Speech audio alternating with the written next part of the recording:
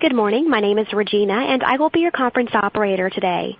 At this time, I would like to welcome everyone to the Wells Fargo fourth quarter earnings conference call. All lines have been placed on mute to prevent any background noise.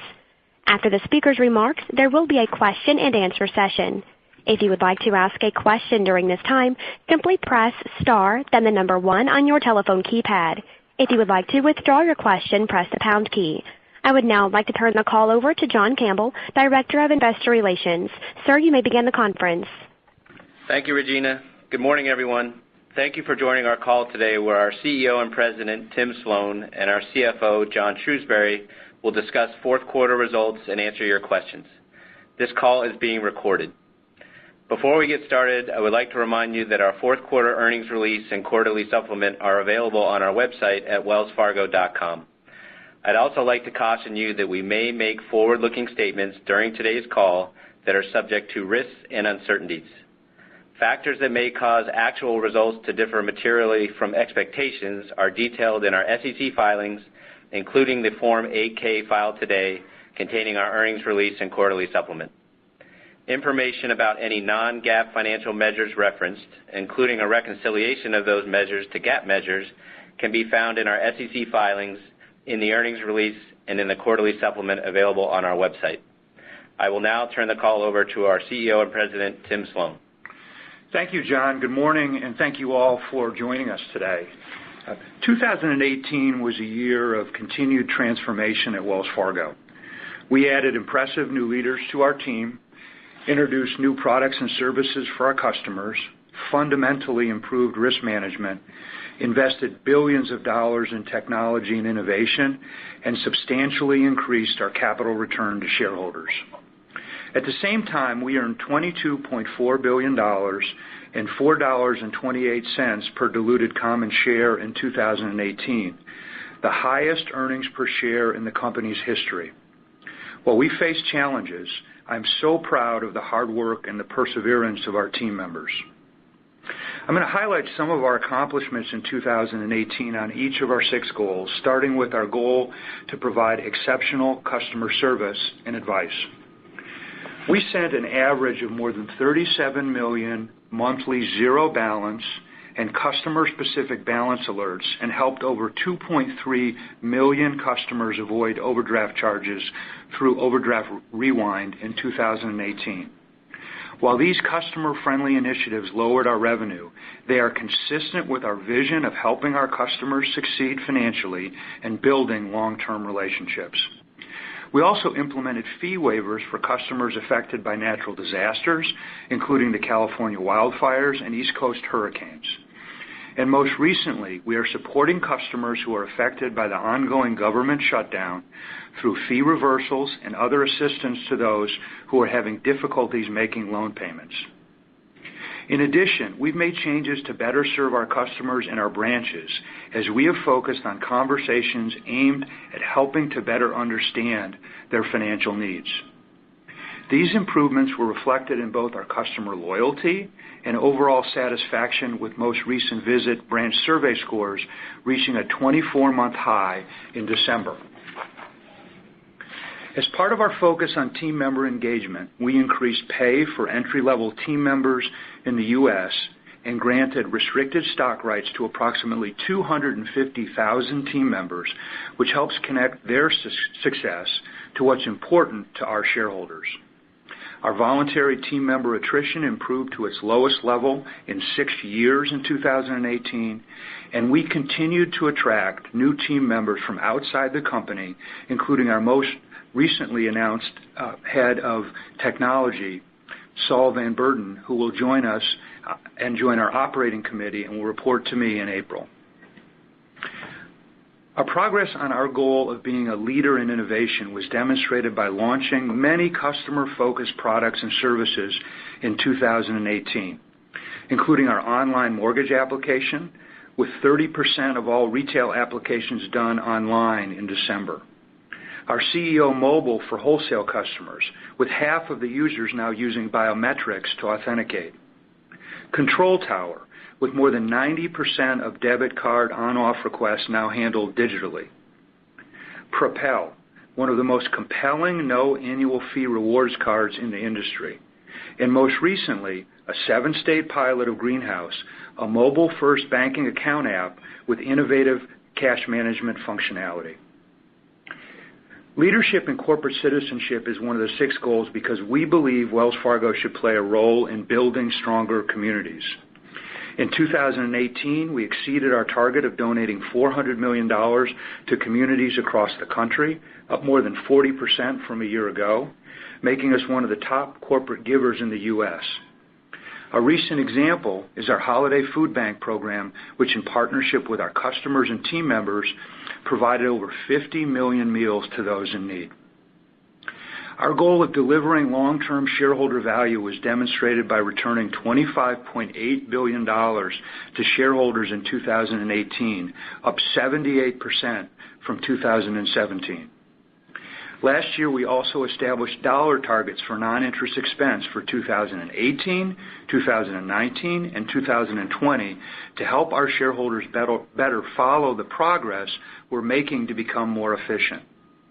We achieved our 2018 expense target, and we remain committed to meeting our expense targets for 2019 and 2020.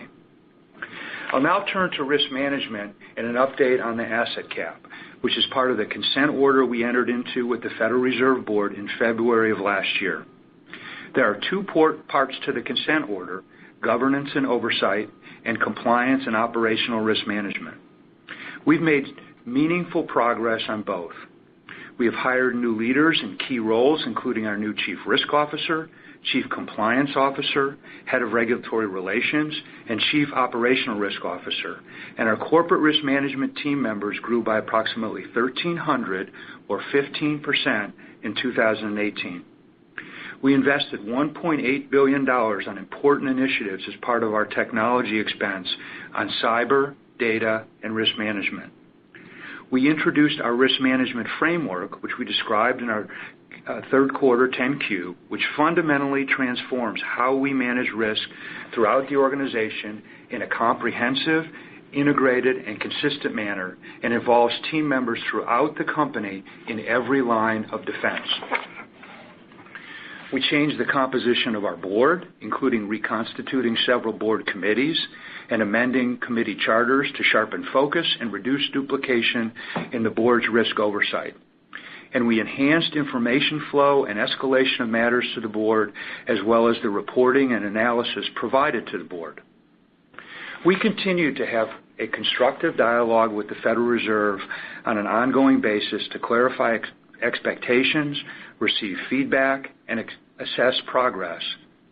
In order to have enough time to incorporate this feedback in our plans in a thoughtful manner and adopt and implement the final plans as accepted by the Federal Reserve and complete the required third-party reviews, we're now planning to operate under the asset cap through the end of 2019.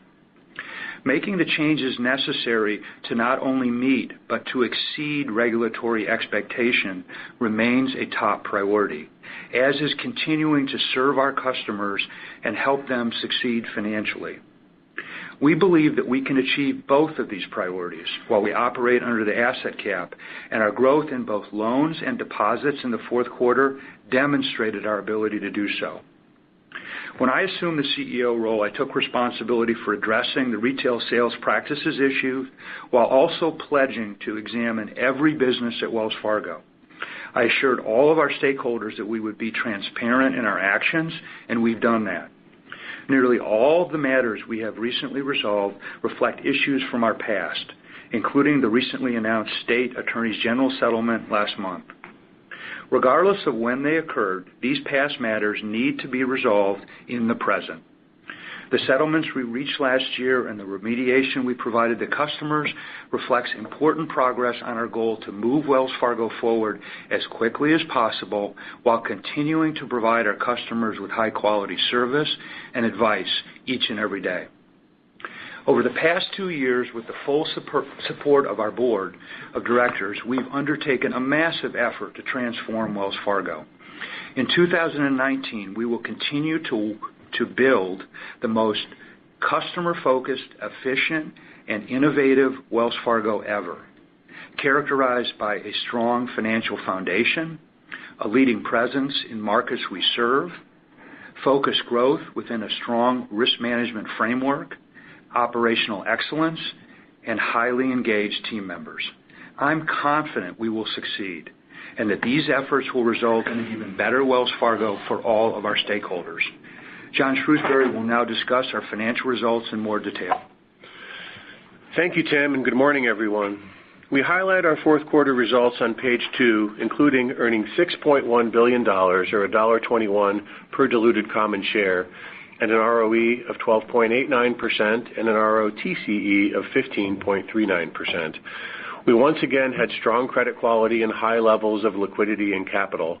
We returned $8.8 billion to shareholders through common stock dividends and net share repurchases, more than double the amount from a year ago. And we had positive business momentum, including 1, growing loans and deposits on both an average and period-end basis from the third quarter, 2, increasing primary consumer checking customers by 1.2% from a year ago, net of the previously disclosed sale of 52 branches that closed in the fourth quarter, reducing this growth rate by 0.5%. 3, increasing card usage with debit card purchase volume up 8% and consumer general purpose credit card purchase volume up 5% from a year ago. 4, growing loan originations year over year in auto by 9%, home equity by 14%, small business by 19%, and student lending by 16%. And 5, reducing expenses and meeting our 2018 expense target. On page 3, we highlight noteworthy items in the fourth quarter. Our earnings of $6.1 billion included a $614 million gain on the sale of $1.6 billion of Pick-a-Pay PCI mortgage loans, $432 million of operating losses, which included a $175 million accrual for the agreement reached in December with all 50 state attorneys general and the District of Columbia regarding previously disclosed consumer matters, a $372 million adjustment, negative net MSR valuation adjustment for servicing and foreclosure costs, discount rates, and prepayment estimates recognized as a result of recent market observations related to an acceleration of prepayments, including for VA loans and market participants' current valuation of MSRs. These adjustments were not related to our ongoing interest rate hedging, as our hedging program performed as intended to protect against interest rate changes in the fourth quarter. A $200 million reserve release reflecting continued improvement in the credit quality of the loan portfolio. And while it didn't impact our earnings, deferred compensation, which is impacted by equity market pricing, reduced fees by $452 million and reduced expenses by $428 million in the fourth quarter. Our effective income tax rate was 13.7%, which included $158 million of net discrete income tax benefits, primarily related to the results of state income tax audits and incremental state tax credits, and a $137 million benefit related to revisions in our full year 2018 effective income tax rate made in the quarter. We highlight our full year results on page 4. Compared with 2017, revenues declined from lower fee income, primarily driven by a $1.3 billion decline in mortgage banking, primarily due to lower gains on mortgage originations, a $620 million decline in insurance, reflecting the sale of Wells Fargo Insurance Services, and a $395 million decline in deposit service charges, driven by the customer-friendly changes we've implemented, which have reduced fees, together with a higher ECR for commercial customers. The increase in net interest income was driven by a higher margin, which more than offset declines in earning assets and a shift in loan mix to lower-yielding, higher-quality assets. Expenses declined, driven by lower operating losses. We also had lower expenses in a number of other categories, including outside professional services, outside data processing, and travel and entertainment. We continued to have strong credit performance due to a number of factors, including the efforts to de-risk the loan portfolio by running off or selling higher-risk consumer loans while growing higher-quality assets. And our capital levels remained quite strong while we reduced common shares outstanding by 6%. I'll be highlighting the balance sheet drivers on page 5 throughout the call, so I'll now turn to page 6. On page 6, I'd like to highlight that our 2018 full-year effective income tax rate was 20.2%, or 18% before discrete items. We currently expect the effective income tax rate for full year 2019 to be approximately 18%, excluding the impact of any unanticipated discrete items. Average loans increased $6.8 billion from the third quarter, the first linked quarter increase since fourth quarter 2016, with growth in the commercial portfolio partially offset by continued declines in consumer, specifically auto and home equity. Period-end loans increased $10.8 billion from the third quarter, but were down $3.7 billion from a year ago as we sold or transferred to held for sale $8.4 billion of pick-a-pay PCI loans and reliable financial services loans in 2018. Let me explain period-end loan trends in more detail, starting with the commercial portfolio on page 8. Commercial loans grew $10 billion from a year ago and $11.5 billion from the third quarter. C&I loans have grown for 5 consecutive quarters and increased $12.2 billion from the third quarter. This growth was broad-based across a number of our wholesale businesses and was largely to investment-grade corporate credits and high-quality middle-market borrowers. Our growth benefited from strong M&A-based financing and to a lesser extent from weaker capital market conditions for debt issuances.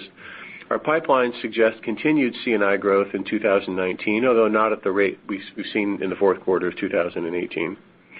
Commercial real estate loans were down $583 million from the third quarter and have declined for 7 consecutive quarters, reflecting continued credit discipline in competitive and highly liquid markets and paydowns of existing and acquired loans. We anticipate these market factors will continue to impact portfolio balances in the near term.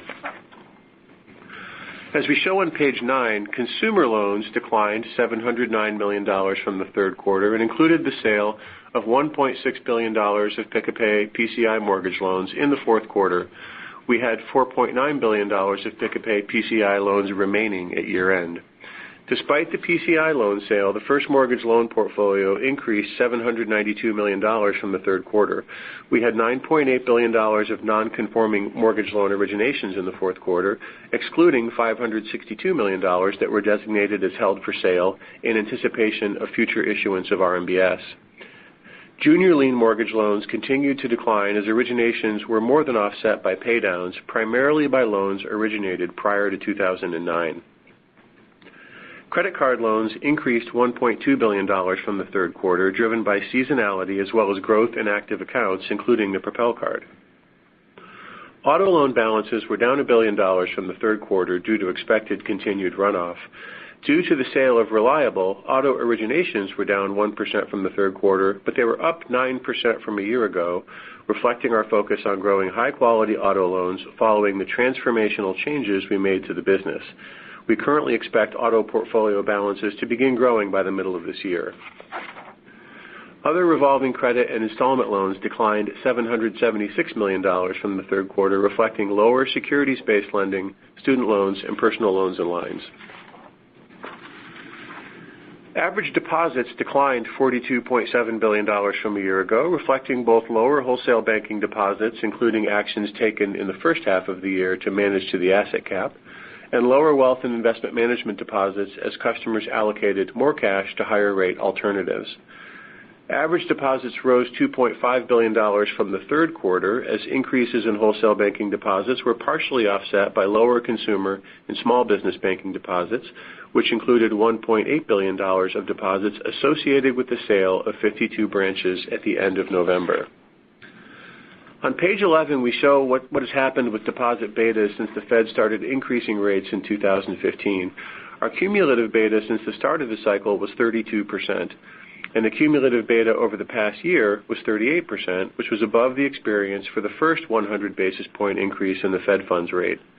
Wholesale deposit repricing was aligned with historical experience, while retail deposits have repriced slower than historical experience through the end of 2018. On page 12, we provide details on period-end deposits, which increased $19.6 billion from the third quarter. Wholesale banking deposits were up $10.6 billion from the third quarter, with strong inflows late in the period, while consumer and small business banking deposits increased $8.5 billion, which included wealth and investment management, small business banking, and retail banking. Wealth and investment management deposits increased for the first time in 3 quarters, driven by higher retail brokerage sweep deposits and private banking deposits, partially reflecting our customers' change in risk appetite given market volatility at the end of the quarter. Net interest income increased $72 million from the third quarter, driven primarily by the benefits of higher average interest rates and favorable hedge ineffectiveness accounting results, partially offset by the impacts from balance sheet mix and lower variable income. While the change in balance sheet mix negatively impacted net interest income, it also reflected an increasing proportion of higher quality, lower risk loans on the balance sheet. Our NIM was stable linked quarter and up 10 basis points from a year ago. Non-interest income declined $1 billion from the third quarter, driven by lower market-sensitive revenue, mortgage banking fees, and trust and investment fees, partially offset by higher other income, which included a $117 million gain from the sale of 52 branches. The decline in market-sensitive revenue was driven by lower gains from equity securities, which declined $395 million. Deferred compensation reduced gains from equity securities by $570 million from the third quarter, which was partially offset by higher gains from our venture capital and private equity partnerships. Trading gains declined $148 million, and total trading revenue, which we summarize on page 32 of the supplement, was down $123 million, driven by credit spreads widening. It was a volatile market in the fourth quarter. However, our trading book performed as we would expect in that environment. Mortgage banking revenue declined $379 million from the third quarter as a result of lower servicing income and lower net gains on mortgage loans, originations, and sales. The decline in servicing income was driven by the negative net MSR valuation adjustments that I highlighted earlier. The decline in mortgage origination gains reflected $8 billion of seasonally lower originations, and we expect originations in the first quarter to be seasonally low as well. The production margin decreased to 89 basis points, primarily due to lower retail margins, partially offset by a lower percentage of correspondent volume. We still have not seen any significant capacity being removed from the market, and we expect the production margin in the first quarter to remain in the range of the past 2 quarters of 2018. Given the ongoing competitiveness in the mortgage market, we're focused on improving the customer experience and reducing cost.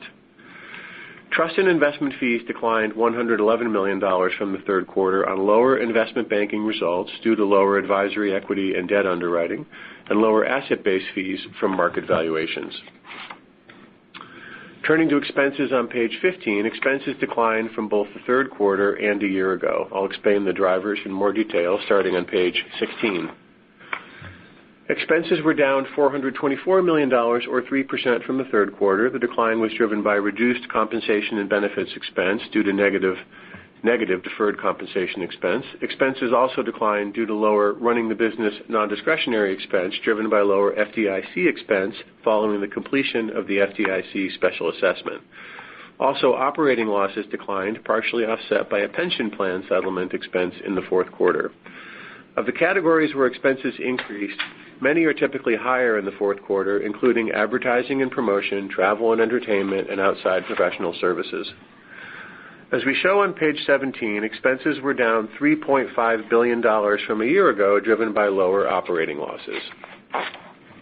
On page 18, we show total non-interest expense in 2018 of $56.1 billion, which included $3.1 billion of operating losses.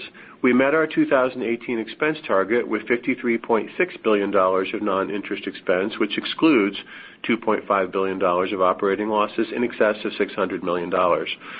We are on track to meet our expense targets for 2019 and 2020. On page 19, we highlight just some of the actions we took in 2018 to improve efficiency. There are 3 primary areas we're focused on as part of our efficiency efforts. Centralization and optimization includes the work we completed across the company, centralizing staff functions, as well as the work we started with our contact centers to improve the customer experience, which includes both the consolidation of centers into hub locations and technology simplification. Our work will continue during this year, which is expected to result in additional cost savings as well as reduced customer transfers and wait times.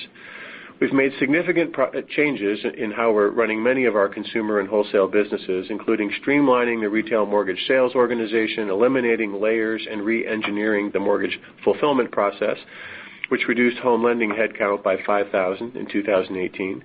The changes we've made to our branches resulting from changing customer preferences reduced branch headcount by over 2,800 in 2018, with additional reductions expected this year. We're also restructuring our wholesale businesses to be more aligned around the customer, which has reduced duplication and enabled greater consolidation of operations and applications. Our third area of focus is on governance and controls, which includes reducing third-party consulting spend, consolidating manager positions as part of a more consistent approach to span of control across the company, and continuing to drive more efficient project spend through a rigorous investment optimization process.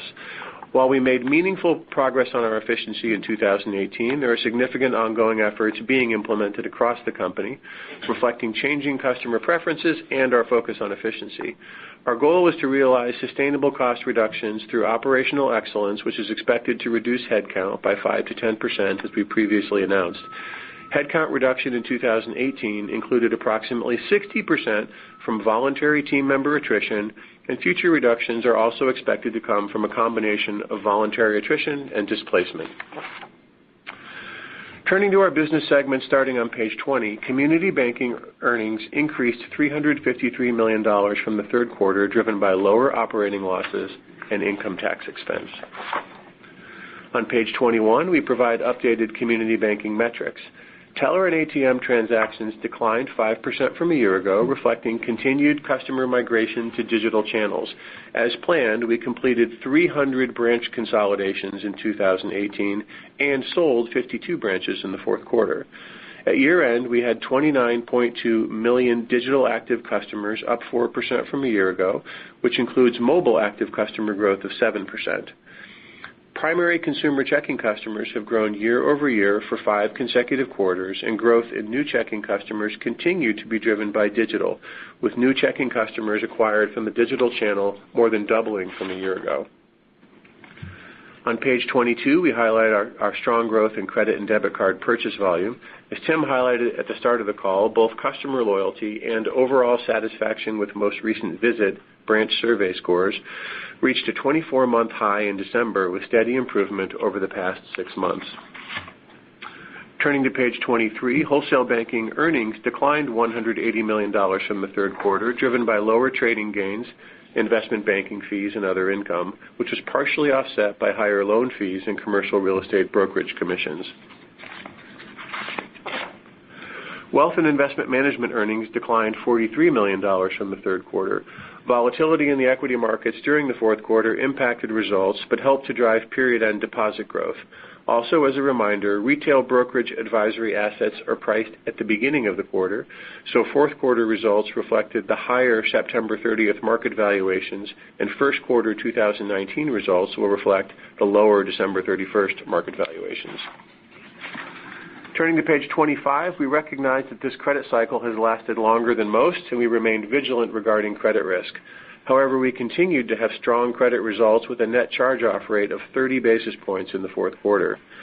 For the 5th consecutive quarter, all of our commercial and consumer real estate loan portfolios were in a net recovery position, and non-performing assets declined $280 million, or 4% from the third quarter, and were down 16% from a year ago. Turning to page 26, our CET1 ratio, fully phased in, declined 20 basis points from the third quarter due to common stock dividends and net share repurchases, but it remained well above regulatory minimums and is aligned with our plan of prudently managing toward our internal target of 10%. We repurchased 142.7 million shares of our common stock in the fourth quarter, some of which were purchased as a part of a 10b5-1 program we initiated during the quarter. While we were pleased to return $25.8 billion to shareholders in 2018, our CET1 ratio was down only 30 basis points from a year ago, as RWA improvements, including the regulatory guidance covering high volatility commercial real estate, as well as declines in RWA from changes in balance sheet mix to lower risk assets, benefited our capital position. Similar to prior years, we will be assessing our current and projected level of excess capital as one of the many key considerations in the evaluation of future capital distributions as part of our capital adequacy assessment in this year's capital plan. So, in summary, in 2019, we plan to continue focusing on transforming Wells Fargo into a better bank by improving risk management and customer service, making Wells Fargo a great place to work, launching industry-leading innovation, contributing to our communities, and creating long-term shareholder value. We'll now take your questions. At this time, I would like to remind everyone, in order to ask a question, press star, then the number 1 on your telephone keypad. We'll pause for just a moment to compile the Q&A roster. Our first question will come from the line of Erika Najarian with Bank of America. Please go ahead. Hi, good morning. Erika. Good morning. I wanted to ask first about the asset cap, because that seems to have taken your stock a leg down, Tim, when you announced that it would be in place at the end of 2019. And I guess this is a two-part question. One is the extension and expectation for the asset cap. Does that reflect progress relative to your expectations towards the consent orders that are slower than you thought you would achieve, regardless of the absolute level of progress? And second, if you could remind investors, especially given the different sales that you've been doing in your Pick-a-Pay book, how the asset cap being in place in 2019, what any incremental impact that would have on the revenue outlook, if any at all. Sure. Both really good questions, Erika. Thank you for asking them.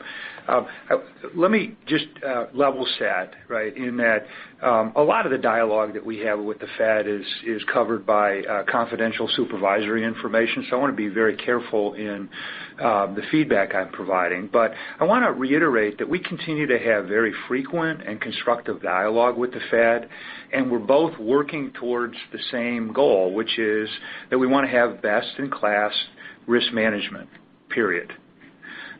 As you recall, the consent order has two main topics. One is corporate governance, and the second is compliance and operational risk management.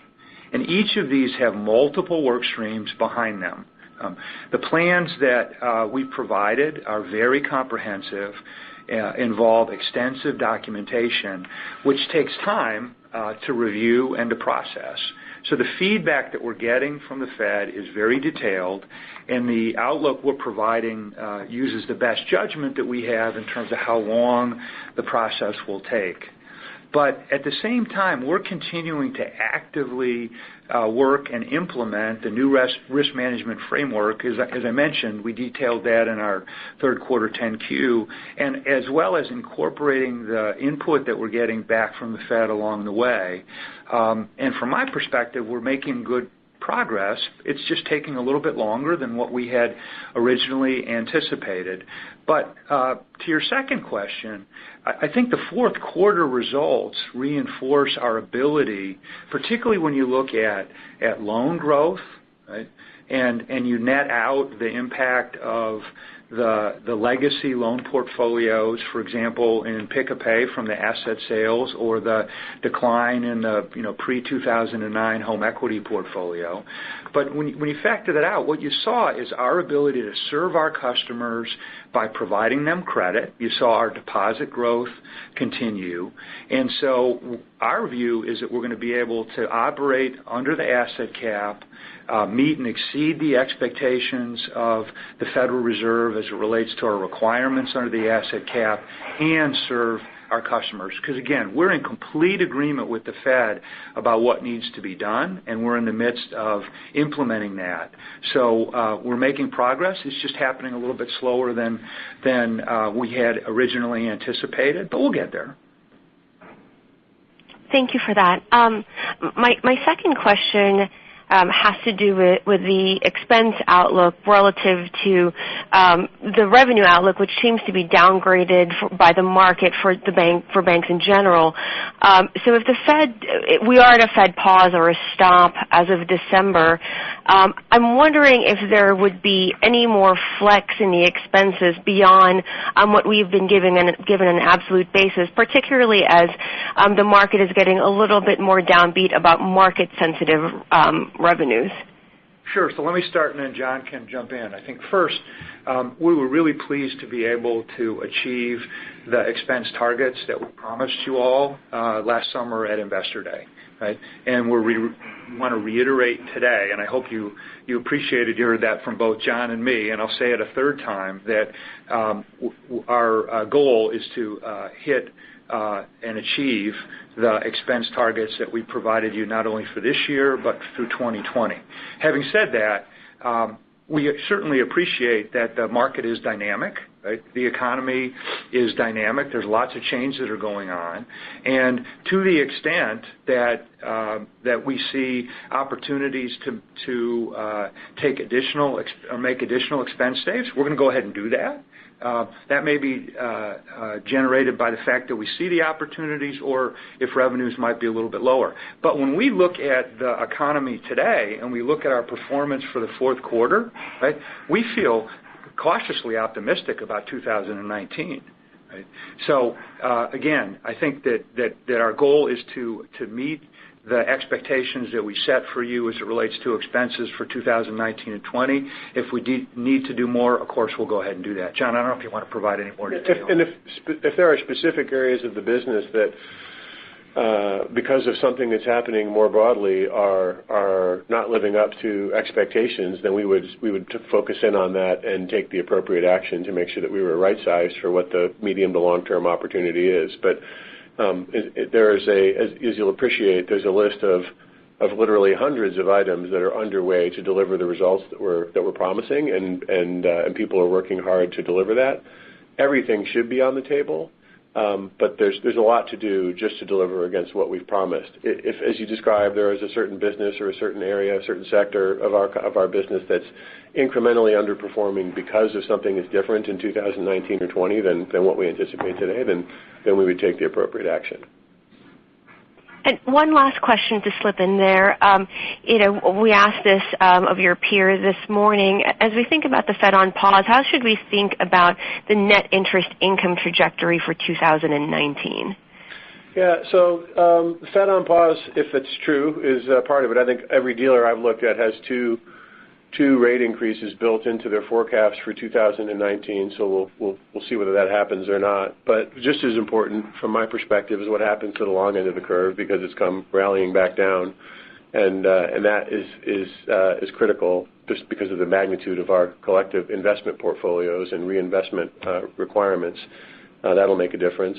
What happens with deposit flows will matter. What happens, especially in the retail space, with deposit pricing among larger banks, which, as we've pointed out, has sort of outperformed historical benchmarks.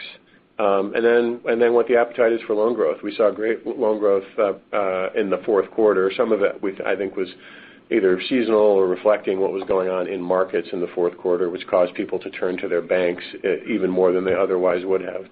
But if we have strong-ish loan growth, that'll be supportive. But if deposit prices start on the retail side start picking up, then that will run in the other direction. So I think we'll be thrilled to see some measurable or even meaningful interest income growth in 2019.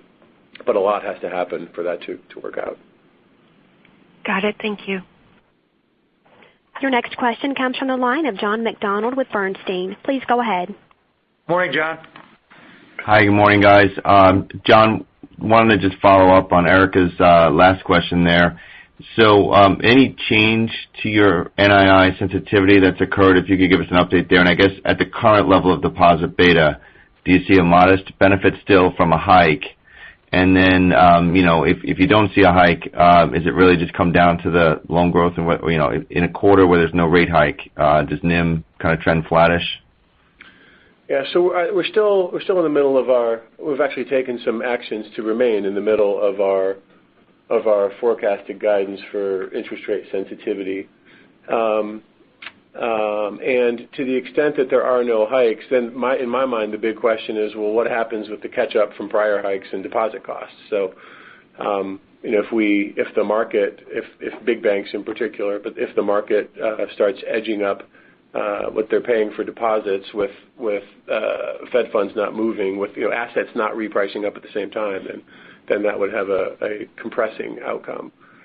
We haven't seen as much of that, but there was a belief that we were going to keep on this trajectory for a little bit longer in terms of rate hikes. So I'll be interested to see where things settle out if the Fed funds target's not moving. And then, as you say, loan growth will be a part of it and what's happening.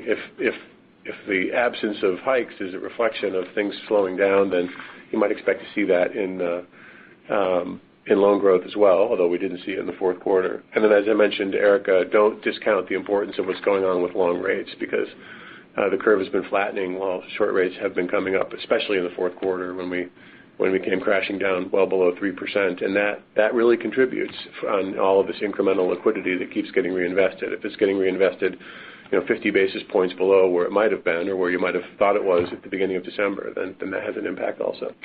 But we're still asset sensitive. An increase in the Fed funds target would have a predictable upward impact. The absence of it will hurt a little bit, but again, it depends on then what happens with deposit pricing. Okay, and not trying to tie you down to a point estimate here, but just trying to get to a sense of how you feel going into the year. You kept in 2018 NII was relatively flat with some ups and downs in rates and loan growth. Do you feel better about the ability to grow net interest income in 2019 with maybe some of the abatement of runoff in the loan book? And then the rate sensitivity that you just described, do you feel like you can grow net interest income by some amount in 2019? Yeah, I think we can, but it's the puts and takes of the things that I just mentioned are all going to bear on that. I agree. We suffered a little bit of an interest income in 2018 by selling higher yielding assets as part of this migration to higher credit quality profile overall. And so there's some amount of that excess or extra interest income that is in 18. It's a tough comp over 17, and there'll be less of we won't be comping over that in 19.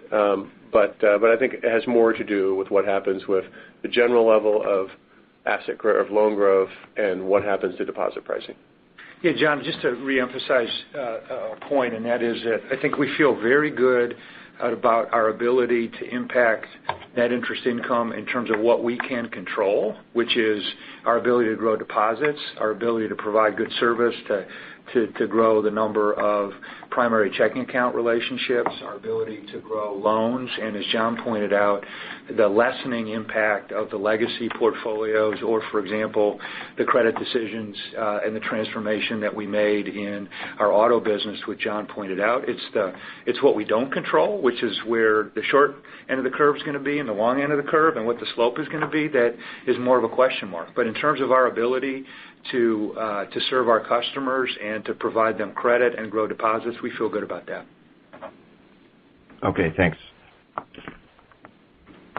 Your next question comes from the line of Marty Mosby with Finding Sparks. Please go ahead.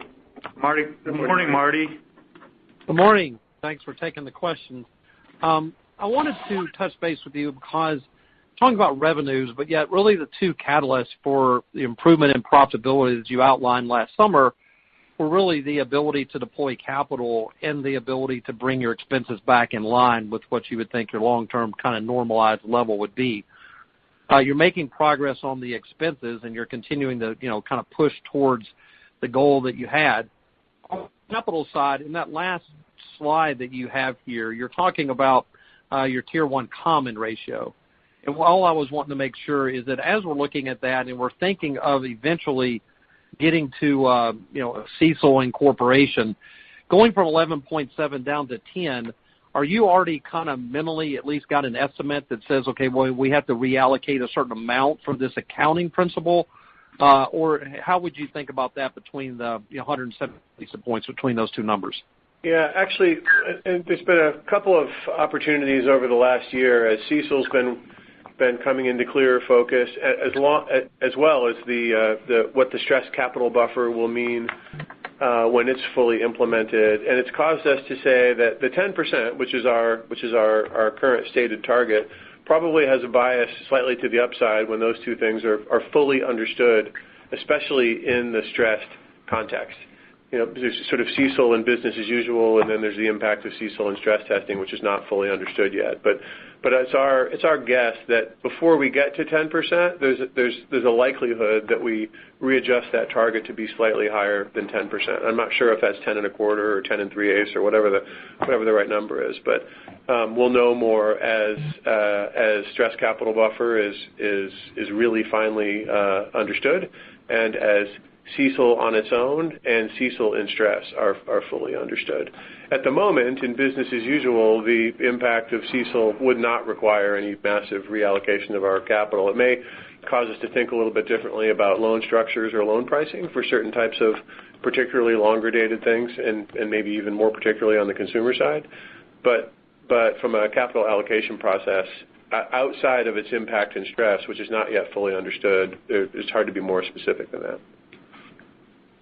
And then with the pullback in stock prices that we've had, you were able to bring down your share count by 3% linked quarter, which is a 12% annualized type of number. So looking at the ability to actually bring down share count, given kind of where we're trading now, puts you up in that double-digit ability to kind of bring down your shares. So at least for the foreseeable future, while you have excess capital above either of those types of targets, is that kind of the right pace that you would think you'd see in the share count reductions? I'd be cautious about that. We mentioned when we had our capital plan not objected to that we were intentionally front-end loading our share buyback so more of it would happen in the first two quarters, which were Q3 and Q4 of 2018, and less of it would happen in the second two quarters, which is Q1 and Q2 of 19, just to get the share count down. Now because of what's happened to the market, to banks, et cetera, our shares are even more attractive today. But there isn't the capacity under our capital plan in Q1 and Q2 to take the count down or to deploy the amount of capital that we were deploying in Q3 and Q4. Now, as I mentioned in my remarks, we're now in the process of thinking about what our 2019 capital plan will be. And to the extent that RWA growth rates are relatively constrained, we're predicting ample levels of organic capital generation, et cetera. It's likely, or it's not unlikely, that our capital plan for next year looks something like what it did last year. And so if you roll the tape forward, you might anticipate something like that. All other things being equal, subject to non-objection, et cetera, not to get far ahead of myself. Oh, well, thanks. So that timing worked out well with the way that the stock prices went then. Well, when you're buying back that number of shares, you can never really buy the bottom tick, right? You have to be methodical. You have to be in the market every day, and so it's a math exercise to get it done. Yes, it is. Thanks. Yep. Your next question will come from the line of John Pancari with Evercore. Please go ahead. Hey, John. Good morning. On the loan growth side, just want to see, regarding the fourth quarter trends, wanted to get a little bit more color on how you're thinking about how much of that fourth quarter strength and growth is possibly transient, given the moves in the bond markets and everything, versus what's sticky, and what here can really gain. Can we really see a gaining of momentum from here on out, or is there likely to be some moderation off of what is viewed as a very strong quarter in terms of production? Thanks. Well, I'll start, and then John can jump in. I think to the extent that we had impact from the capital markets shutting down in December, it happened obviously in the C&I book, and there was some portion of that. I think it's hard to say that it was exactly $1 billion or exactly $2 billion, but there's no question a portion of that was related to the market. That another portion of it candidly was related to the fact that we saw some high quality deal activity that we were involved in. Now recall the first quarter tends to be a little bit seasonally lower for the entire industry. That may not happen this year. We don't know, but I think that's important to recognize.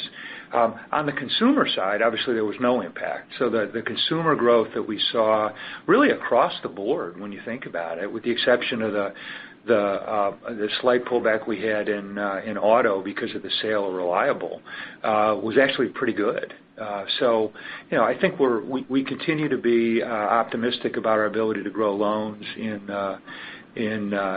throughout all of next year. But if it was a few $1 billion, I think that's probably a reasonable estimate. John, I don't know if you have any more detail on that. No, I do. Some of it was investment-grade companies choosing not to pay up in the bond market and turning to their banks and using facilities. Those, I would assume, would abate over a period of time as high-grade markets open up and people have easy and inexpensive access. Some of it's seasonal. On the commercial side, we had dealer types of financing where people were building inventory, and that will be a seasonal effect. On the consumer side, card tends to have a seasonal run-up in the fourth quarter as people borrow for holiday-related activities, so that might just naturally seasonally roll down. But just moving forward into the first quarter, we're seeing more interesting M&A activity happening among our clients than we saw in the fourth quarter. Some of that's going to lead to interesting on-balance sheet financing opportunities for us, and so I wouldn't consider that to be as transitory as you might imagine. Got it. Okay, thanks. And then secondly, on the credit side, a lot of concerns here around late cycle conditions and everything, and I'm just want to see if you can give a little bit of color on what you're seeing. Are you seeing any evidence anecdotally of late cycle behavior in your borrowers? And then related to that, I know you can't comment on specific borrowers, but can you comment in general on utility exposure just given the PG&E bankruptcy? Thanks. So in terms of the first part of your question, we're looking for signs of really being in the late cycle. I think we've been all assuming, and I think we've had this conversation now for the last 3 years, that we've been late in the cycle, and that hasn't changed. But we're really not seeing any significant evidence of, of significant increase in delinquencies, an increase in criticized classified. You saw our non-performing numbers continue to go down. Our commercial and residential real estate continues to be in a net recovery position. More commercial real estate activity is getting done away because of frothy. That's exactly right. But having said that, I think one of the hallmarks of the risk management of this company is that we are very disciplined in terms of how we make credit risk decisions, period. We're not going to do anything that's going to put this company at risk, regardless of where we think we are in the cycle. It means that sometimes we miss some of the highs, but we're absolutely there for the lows for our customers, just like in the quarter when the capital markets seized up. We were there, providing credit to all of our customers that needed it. I don't have the total exposure to the utility industry that we have. Clearly, there's an idiosyncratic event that's going on with one of our customers, PG&E, because of the horrific fires that occurred in Northern California in the last year. But that exposure is absolutely manageable for the company. I mean, don't forget, we've got a $950 billion loan portfolio, and any one credit is not going to drive the results of the company.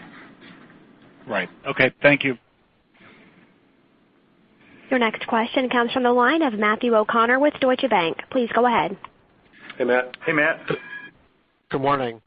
I was hoping to follow up on expenses. I appreciate there's a lot of moving pieces this quarter, but it seems like when we strip out some of the noise, the costs were coming in a little bit higher than we would have thought. And it's probably best illustrated on slide 17 here. When we look year over year, there really isn't progress being made when you exclude the unusually high operating losses, and then the deferred compensation expense is kind of just an accounting thing, as you mentioned. It's offset by lower revenue. So I don't know if I'm thinking about that right, but it seems like costs on a core basis may be a little bit higher this quarter, even though revenue is a little bit weaker. So wanted to see if you'd agree or if there's any other things in costs that maybe we're missing. And then, the follow-up would just be, as we think about the trajectory in 2019, are the cost savings going to be back-ended or relatively even throughout the year? Yep. So there's a couple things at work. One is the actions taken during 2018 that have a cost takeout or happen throughout the course of the year. So the impact of them is felt partially in 2018 and more completely in 2019. Incidentally, the same thing is true in 2019, where we've got activity happening every month that contributes to the forecasted number for 2019 and is a stepping off point for the forecasted number in 2020. And there are, as I mentioned, hundreds of line items that contribute to that. The countervailing activity is the amount that we're continuing to invest in compliance, risk management, technology, et cetera, some of which will create a permanent baseline, and some of which is temporarily elevated to the extent that it's very project-oriented or supplemented by people from the outside, et cetera. All of those are captured in the full-year hard dollar targets, but you can't see the ins and outs of what's sort of the permanent cost takeout versus what's the 2018 or 19 investment that's being made to build capability where we need it. So what in our forecast for 19, you'll see this, or we see the component pieces of these costs running off based on actions that were taken previously, and the impact of net new capability, new people. We mentioned there were 1,800 new risk personnel, I think Tim mentioned, that were added during the course of 2018. But all of those contribute to the to the target for 18, the target for 19, and the target for 20. Okay, and then just on this, the deferred compensation expense, I think that helped the expense figures for 2018. Is that something we should be mindful that could go the other way in 2019 and increase the cost versus the target? Or well, you wouldn't expect we shouldn't expect another 10% correction downtick in the market, which drove this particular outcome. On the other hand, we wouldn't expect a full reversal and a commensurate rally on the other side. So I think it's harder to imagine it gapping upward. It's easier to imagine it gapping downwards, but it's always been an adjustment that we end up talking about. To the extent that it becomes the swing item in a quarter or for the year that we're pointing to say, but for that we would have hit our target, or we certainly won't take credit for what we all know is a P&L neutral outcome to achieve a goal that is designed to be achieved the hard way, which is by managing expenses. Okay. Yeah, I'm only harping on it because this quarter, if I add that back to your core costs, it seems like the cost came in higher, but that's kind of the avenue I was going down. Can I just ask, as we think about full year 19 and drivers of fee revenues, some categories are going to be market dependent, but can you just talk about which categories you're optimistic in growing? There's been some changes, as you mentioned, on the checking account and I think it's the Rewind program, but you're probably lapping that. So maybe just tick off some of the bigger fee categories where you're hopeful of getting directionally some growth. Thank you. Yeah. So as you mentioned, and for the reasons you mentioned, I think in service charges, we should be lapping over the periods that where we introduced these customer-friendly items. So I would expect that to represent the fact that we're adding more customers all the time, and customers are doing more with us all the time. Same with card fees. Just based on the way this year is beginning, I think there's an opportunity in investment banking. I think the market-linked advisory type of revenue on both in wealth and asset management are going to reflect the S&P environment. As you said, those are market sensitive. Mortgage, of course, now we're because of the seasonality and this low gain on sale environment representing excess capacity will improve either because we do more volume or will improve because capacity comes out of the system. We can control to some extent the volume that we do. We can't control the market clearing price for it, but we're always working hard to gain share. Lease income I would expect to grow because we continue to put more assets on the books and to grow that business. So those are some of the bits and pieces. There's obviously the other fees, loan charges, cash network fees, wire transfers, things like that should continue to represent us doing more business with customers.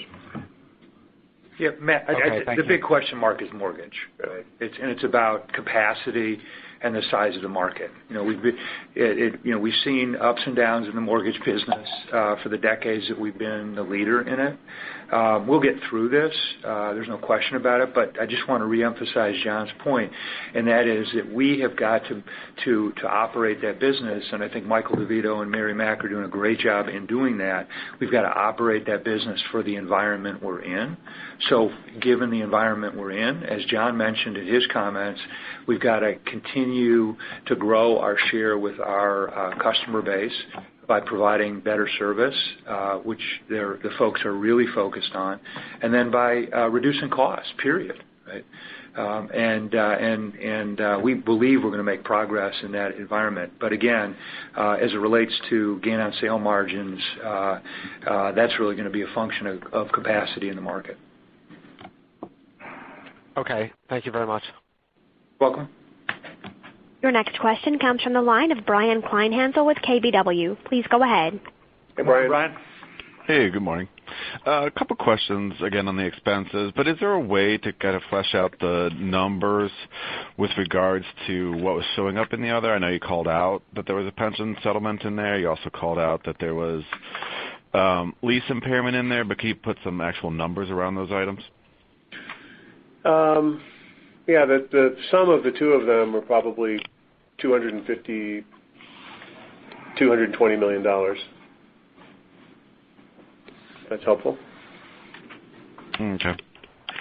And then also, was there any impact from leverage lending in this quarter as well? And I can't remember if you've given your overall exposure, but can you give your overall exposure to leverage lending in the industry? Yeah, so I think Perry at the last Investor Day had a particular slide to demonstrate where we stand in terms of leadership positions in the most leveraged LBO transactions in particular, which was to make the point that it's not really a core business of wholesale banking. It's a little tricky because our bread and butter middle market customer often gets tagged under leverage lending guidance as a leverage loan, even though it doesn't exhibit the same either leverage characteristics or structural or governance or other characteristics of a sponsor-owned LBO borrower. We don't have huge exposure, particularly at the end of the year, to most recent LBO financings. I think it was mentioned, it's been noteworthy that in the quarter we were an arranger on one deal that ended up getting hung because it was in the energy sector. We don't have much of a pipeline going into the fourth quarter for that. We don't consider it to be. It wasn't a contributor to loan growth in the fourth quarter, and it's not a core activity. So that's how I would describe it.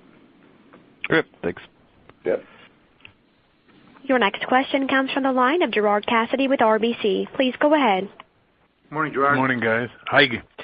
Tim, you were very clear about the underwriting that Wells has done over the years, and your credit quality shows it's one of the best in the industry. Is there any truth, or not truth, or what are your thoughts that we always get this end of cycle question that you heard today? And do you think the CCAR process has changed this length of the cycle where the industry is just stronger now because everybody's been going through these stress tests every year, aside from yourselves, of course? Well, I think it would go beyond just CCAR, Gerard. I mean, I think the entire regulatory environment post the Great Recession has fundamentally changed the quality of assets on the balance sheets of the entire industry. And I'd love to tell you it's idiosyncratic to Wells Fargo, which, by the way, I still think it is. But in addition to that, I think the balance sheets of the banks today are stronger than they've ever been, not just only as it relates to credit, but certainly as it relates to liquidity.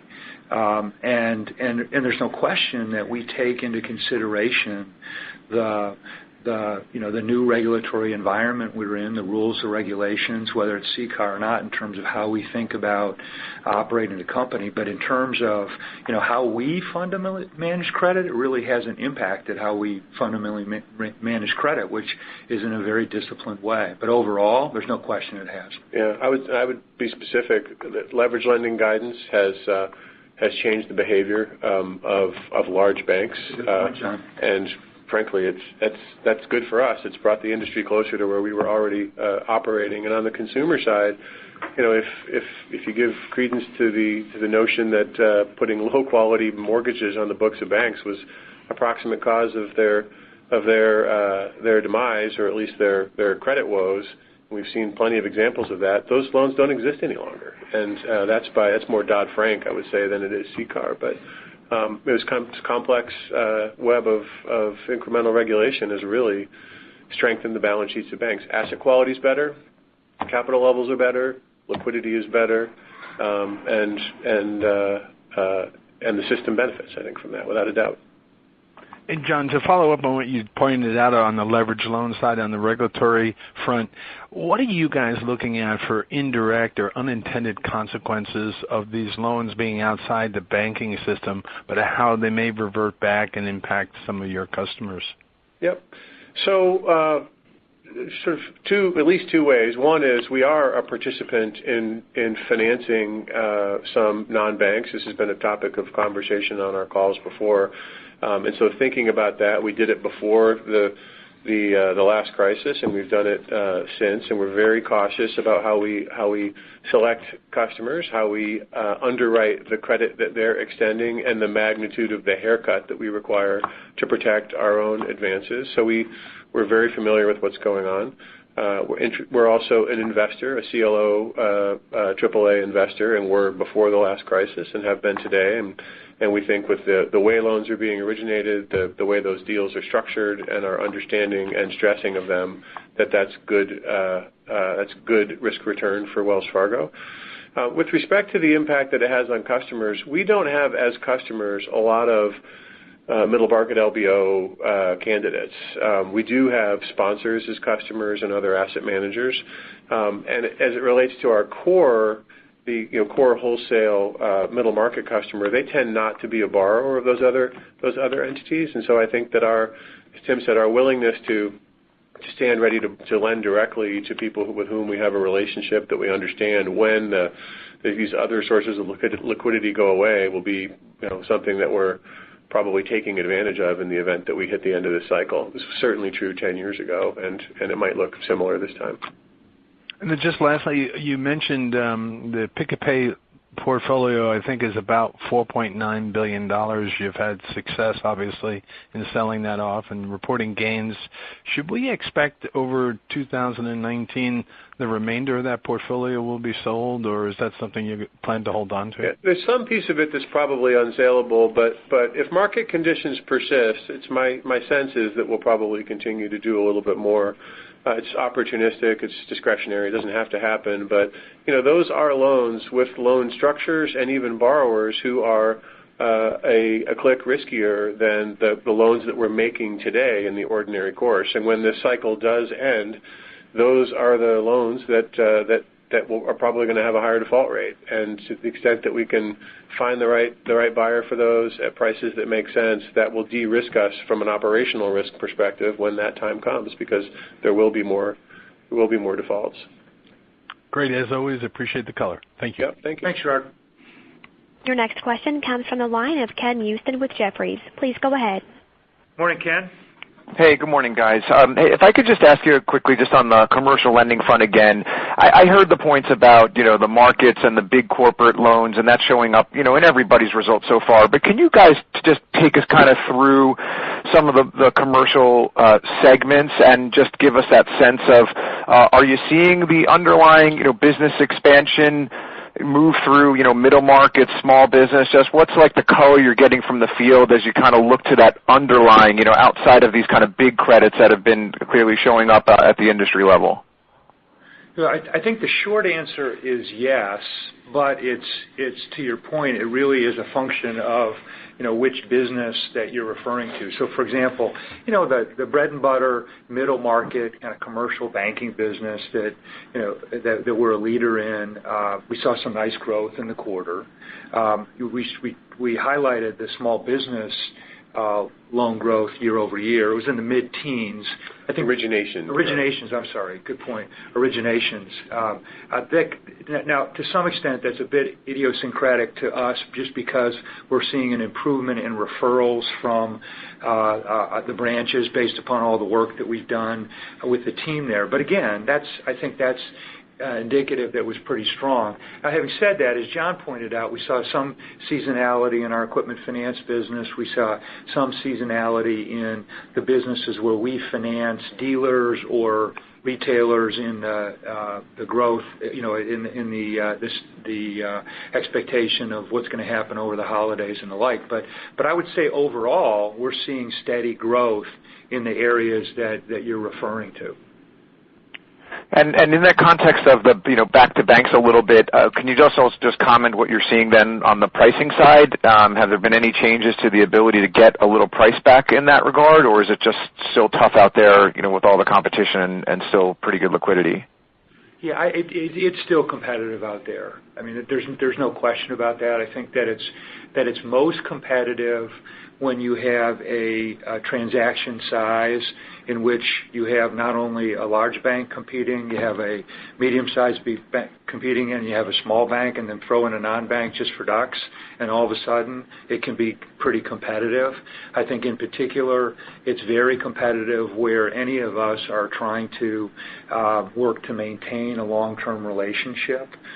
So I wouldn't say that the dislocation that occurred in the fourth quarter, while it increased volume a bit for our large corporate customers, it didn't necessarily have a big impact on pricing. Understood. And last quick one, is your trajectories for the turn in auto, is that generally still intact as well? Yeah, generally and specifically. Okay, very good. Thanks, Tim.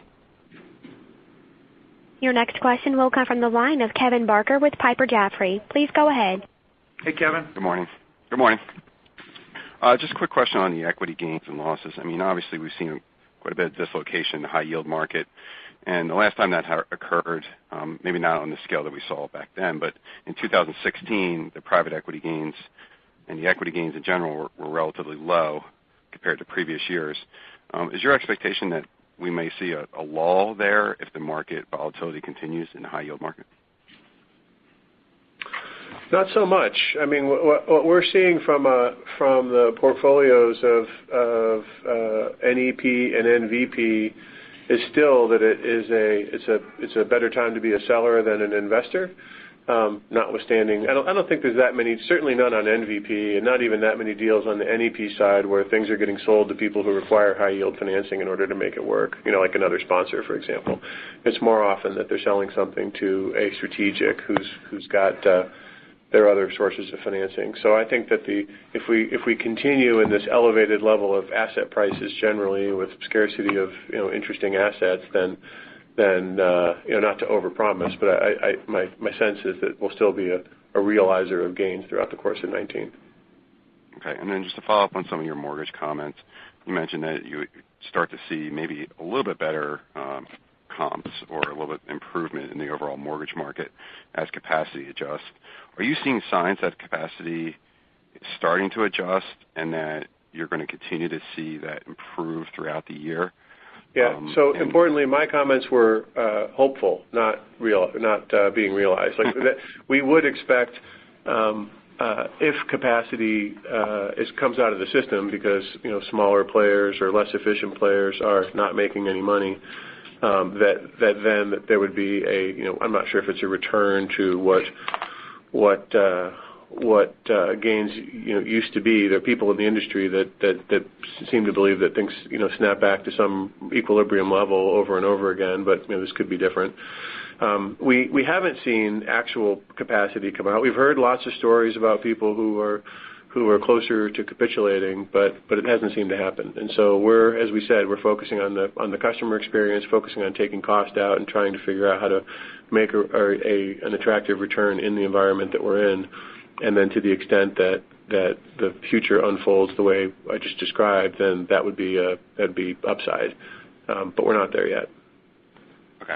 Thanks for taking my questions. Yep. Thank you. Your next question comes from the line of Steven Chubak with Wolfe Research. Please go ahead. Hi, good morning.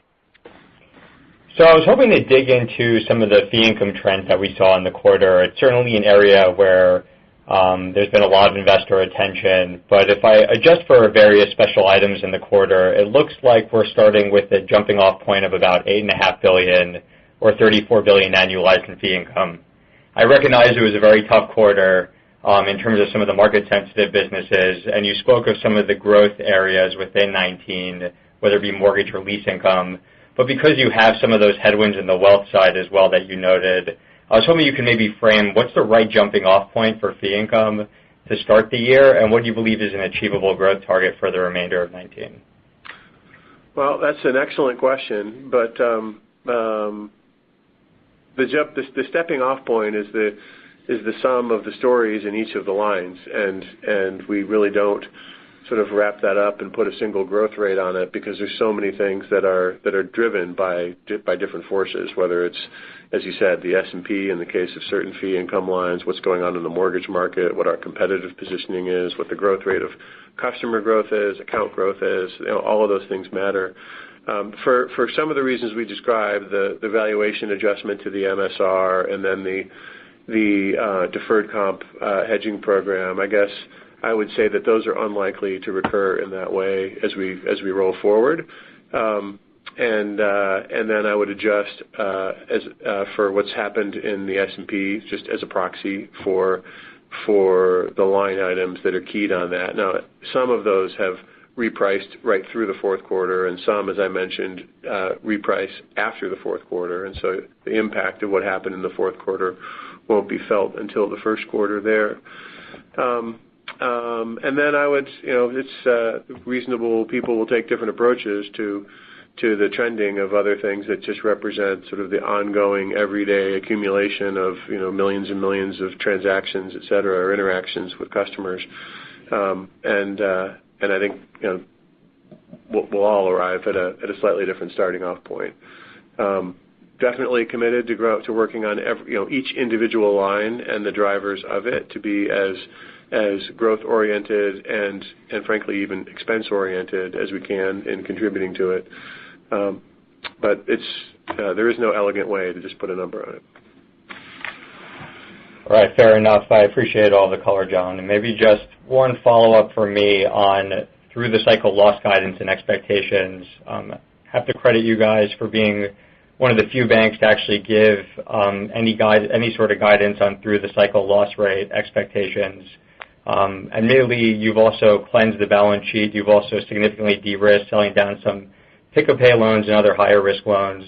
Was hoping you can maybe update us on whether that 60 to 70 basis points is still the appropriate through the cycle level you're thinking about. And a question I've gotten quite often is what are some of the underlying assumptions across the different loan buckets as you think about framing that 60 to 70? Yeah, so it is the number that we have out there from our last Investor Day, and we'd probably update it again at our next Investor Day. So in the meantime, I think that's good guidance. As we've described in a couple of areas at the margin, that many of the things that we've done in the last year have increased the average credit quality. Not that averages account for everything, but have increased credit quality on the balance sheet, both in commercial and in consumer. We've been operating in this, call it 25 to 30 basis point range now for a while in terms of losses. Some of that is influenced by the fact that we have line items that have been in net recovery, and so they don't really reflect what's going on with the loans, today's loans that are getting charged off. So if you zeroed out net recovery, you probably end up a few basis points higher than the recent run rate. So I would stick with the guidance that we gave. Unfortunately, also, we're never actually through the cycle, right? We're either better than the average or we're worse than the average, and we're either building, maybe especially under CECL, building. So our results will reflect that, even if the charge-offs are measured a little bit differently. But I do think the next time that we update that guidance based on what the mix is in our portfolio and what the risk rating is in each of the categories, my sense is it's a safer overall portfolio than it was the last time we measured it, and it's not unlikely that we'd reflect that in the average, which we haven't updated it since last Investor Day. Well, and a big driver of those results is going to be what's the cause of the downturn, right? And how deep a downturn we might experience. So some of it's a little bit beyond our control, but I sure would agree with John. When you look at the quality of our loan portfolio today versus where we were 5 years ago and 10 years ago, it's markedly better. Thank you very much. It's very helpful color. Your next question will come from the line of Vivek Juneja with J.P. Morgan. Please go ahead. Hi, Vivek. Thanks. Hey, Vivek. Hi. Hi, John. Hi, Tim. Couple of questions. One is, John, you referred to the level of over-collateralization or haircuts a couple of times. Can you, on those loans to non-bank financials or whatever, in that category of loans that you talked about, that you've given detail previously, can you give us some sense of what is that percentage? Is that 15%? Is it 20% haircut? What kind on average? Yep, it's a good question. So there's a variety of different underlying loans in those books of business. There's consumer, there's commercial, there's secured, there's unsecured. And each of them are structured to reflect what we think the loss content is of the underlying portfolio. So I'm estimating now. I haven't looked at it in a little bit, but on average, it would be, call it 30 to 40% in terms of a haircut. And on average, the credit quality of that portfolio would correspond to a single A or single A minus of our exposure. So it's the loans there, on their probability of default and loss given default terms, are substantially higher credit quality than the average loan on our books overall. They do tend to be a little bit bigger and thus a little bit more concentrated. They're actively managed because there are loans going in and loans coming out, et cetera. But as a result, we've taken these extra precautions, and that's how they would pencil out from an agency equivalency point of view. And Vivek, the other point I would make on that portfolio are a couple other points. One, the exposure that we have is in industries that we're comfortable with, so we've got experience. That's number one. Number two, to emphasize John's point, we've got approval rights going in to the facilities and then kick-out rights in many of the facilities on the way out if there's an underlying loan that we're concerned about. So we're very comfortable with the underlying risk in that portfolio. Okay, good. Thanks. Yep. A different question completely. The ROTCE target of 17% you're given, any color on that? Can you give us an update, especially given where revenues have gone, given level of rates and yield curve and et cetera, et cetera? How are you thinking about that? No, we're still working towards 15 and 17. I'm more of an ROE guy than an ROTCE guy, but they work together. The combination of the range of revenue expectations that we have, the specific expense guidance that we've given, the capital plan, last year's capital plan that we've enacted, and our expectation for the next capital plan, et cetera, and where we might be, we've had to put an estimate in that process for where we'd be in credit at the time, because I think we estimated it would be somewhat more normal than the better than normal environment we've been in for the last couple of years, all work together to drive to that outcome. And we're continuing to drive to that outcome. And just remind me, that 15 and 17, when you originally put it out, you were assuming flattish revenues. Was that, am I right? Yeah, it worked with less than flat revenue, but the point that we made in that presentation was, don't assume any revenue growth, or we don't require you to assume any revenue growth, because we would have just turned to focusing on that. So it works with revenue at a lower level than 2017 revenue, which was what was on the slide for the basis of that discussion. Okay. All right. Yeah. Thank you. Thank you. I will now turn the conference back over to management for any further remarks.